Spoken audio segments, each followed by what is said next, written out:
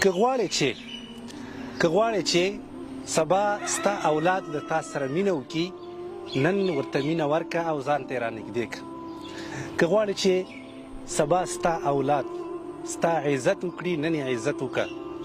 که غواړې چې ستا اولاد سبا ستا خدمت وکړي، نن ورته یو کاروبار برابر کړه. او که ته وایې چې زه بالا بچی به خپل کار کوي، نو سبا به بچي هم وایي چې زه بالا پلار به خپل کار کوي. خپل اولاد د نورو خلکو پر وړاندې مه سپکوئ. ولې؟ ځکه چې په دې سره تاسو عزتمند کیږئ نه، او نه هم ستاسې اولاد هغوی اصلاح کیدی شي، بلکې هغه نور هم په ضد کې راځي. که چېرته ته خپل اولاد د نورو خلکو پر وړاندې ذلیله کړې او په هغه باندې وربرک شي او غوسه شي، دغه اولاد به سبا ته د تا سره نه مینه کوي او نه به هم ستا درناوی کوي. خپل اولاد له آیندې مه ویروئ. دا مور ته وایي چې ته غټ شي ته به څه کوې، ته چې واده وکړې ته به څه کوې، او ته چې فارغه شي ته به څه کوې، ستا چې بچي ښځه دي ته به څه کوې.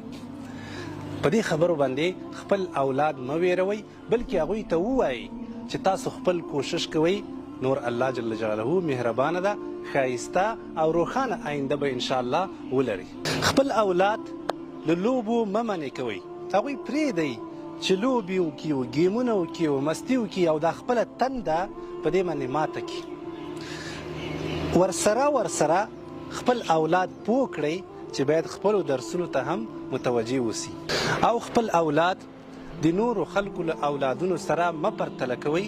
کیدی شي ستاسې اولاد له هغوی نه ښه آینده ولري، او ډیر امکان لري چې ستاسې اولاد د نورو خلکو له اولاد نه ډیره زیاته ترقي وکړي. والسلام.